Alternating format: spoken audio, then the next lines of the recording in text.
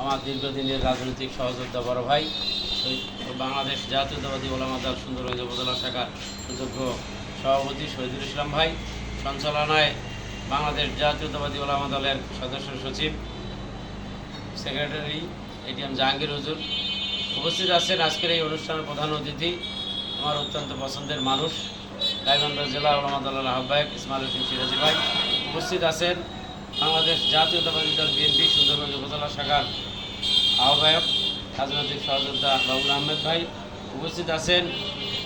আমাদের সর্বনানী ইউনিয়ন বিএনপির সদস্য সচিব তাহের ভাই, ছাবরাড়ি ইউনিয়ন বিএনপির আহ্বায়ক ভাই জাহাঙ্গীর মণ্ডল, শান্তিরাম ইউনিয়ন বিএনপির সদস্য সচিব আসাদুজ্জামান খন্দকার মাসুদ ভাই, আমাদের উপজেলা স্বেচ্ছাসেবক দলের আহ্বায়ক গোলাম আজম ভাই, সদস্য সচিব মতিয়ার ভাই, উপজেলা তাঁতি দলের সদস্য সচিব ফিরোজ কবির, আমার প্রিয় ওলামা দলের বিভিন্ন ইউনিয়নের বড় ভাইরা, সকলের প্রতি রইলাম আসসালাম। আসসালামু আলাইকুম।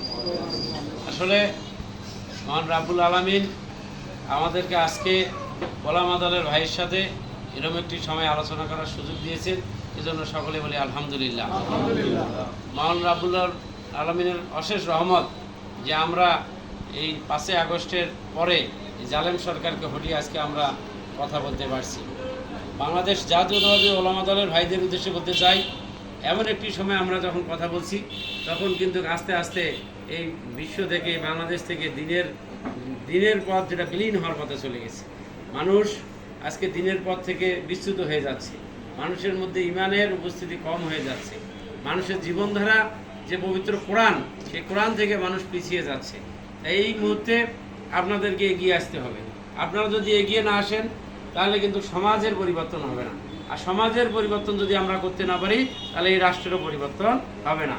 এজন্য আপনাদের কিন্তু গুরু দায়িত্ব, আমরা মুসলমান হিসেবে আমাদের প্রত্যেকেই শুধু যে নামাজ ফরজ আছে, রোজা ফরজ আছে, এগুলোর পাশাপাশি দিনের যে কাজ করা, দিনের পথে চলা, দিনের দাওয়াত, এটাও আমাদের কাজ, এটা আমাদেরকে করতে হবে।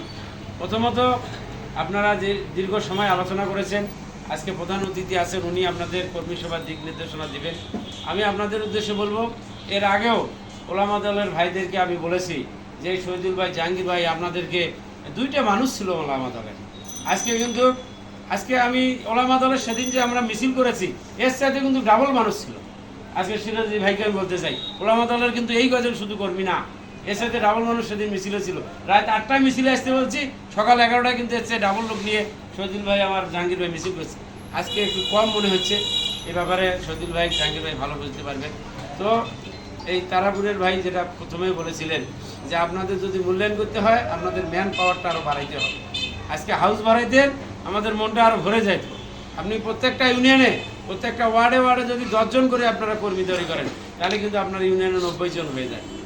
90 জন হয়ে গেলে কিন্তু আপনাদেরকে এই দলের ক্ষেত্রে, সমাজের ক্ষেত্রে, সব ক্ষেত্রে কিন্তু আপনারা কাজ করতে পারবেন। আজকে শহীদ রাষ্ট্রপতি জিয়াউর রহমান, ওনার যে স্মৃতিগুলো আপনারা এই যে আমাদের ভাই জাহাঙ্গীর মন্ডল বললেন সৌদি আরব, আমি সেটা বলবো না, উনি মারা যাওয়ার সময় ওনার বাক্স থেকে কী পাওয়া গেছে আপনারা জানেন? কী পাওয়া গেছে? একটা তসবিহ, একটা জায়নামাজ। কতটা উনি দিনের পথে ছিলেন, ইসলামের পথে ছিলেন। আজকে প্রত্যেকটা আলেম ওলামা যারা বক্তব্য দিয়েছেন সবাই কিন্তু শহীদ রাষ্ট্রপতি জিয়াউর রহমানের কথা বলেছেন, তাকে শহীদ কথাটা স্পষ্ট বলেছেন। বাংলাদেশের অনেক রাষ্ট্রপতি নিহত হয়েছেন, কাউকে কিন্তু শহীদ বলার নেই। তা জানাজায় দেখেছেন মানুষের কি উপস্থিতি। এই জন্য বাংলাদেশ জাতীয়তাবাদী দল বিএনপি কিন্তু ইসলামের পক্ষের একটা দল, এটা ইসলামের পক্ষের দল। এটাকে নিয়ে কোনো ওই যারা আজকে ইসলামের নাম ভাঙায় ব্যবহার করে তারা কিন্তু ছলনা করে। সেই ছলনা থেকে আমাদেরকে মানুষকে বাইর করে নিয়ে আসতে হবে।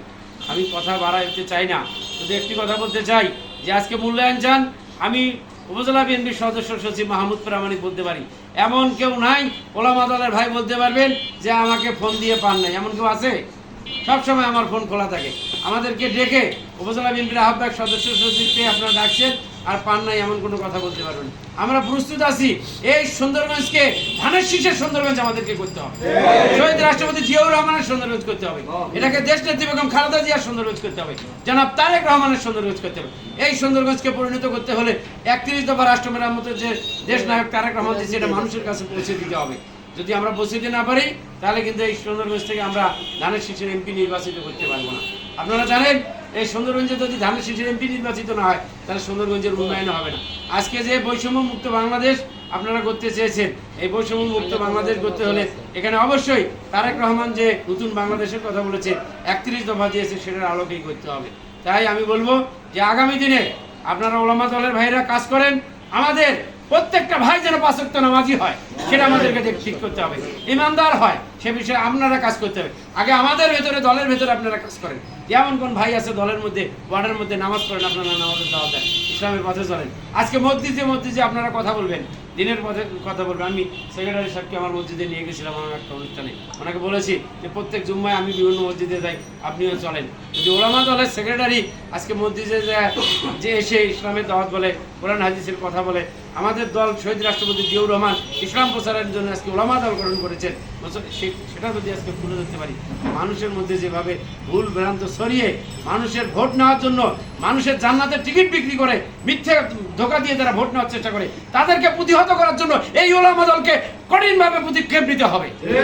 যদি আপনারা কঠিনভাবে পদক্ষেপ না হন, তাহলে আজকে সুন্দরগঞ্জের মানুষ দিশেহারা হয়ে যাবে। সেই দিশেহারা মানুষকে আজকে কাফেলার আলো হলো আপনারা আজকে আলো দেখাবেন, পথ দেখাবেন। আপনাদের মাধ্যমেই আগামী দিনে এই সুন্দরগঞ্জের সমাজের উন্নয়ন হবে, এই উপজেলার উন্নয়ন হবে, মানুষ আলোকিত হবে, ইসলামের পথে চলবে। এই প্রত্যাশা রেখে আমি আবারও বলতে চাই যে সুন্দরগঞ্জে আগামীতে ধানের শীষের যে এমপি হবে, আমি সুন্দরগঞ্জ উপজেলা বিএনপির সদস্য সচিব মাহমুদপুর আমানিক, আমি 2018 সালে মনোনয়ন উত্তোলন করেছিলাম, এবারও মনোনয়ন যাব। তারেক রহমান যদি মনে করে আমাকে মনোনয়ন দিবে, আপনারা সকলে আমার সাথে থাকবেন। যদি অন্য কাউকে দেয় তাও থাকবো, তবে অন্য কাউকে বলতে বলি, এমন কাউকে মনোনয়ন দিতে হবে যে আমাদের সাথে মিছিলে ছিল, বলেন ঠিক কিনা? যে আমাদের সাথে জেলখানায় ছিল তাকে দিতে হবে, যে আমাদের সাথে আন্দোলন করেছে তাকে দিতে হবে। এসি রুমের কোনো কাউকে যদি মনোনয়ন দেয় তাহলে আমাদের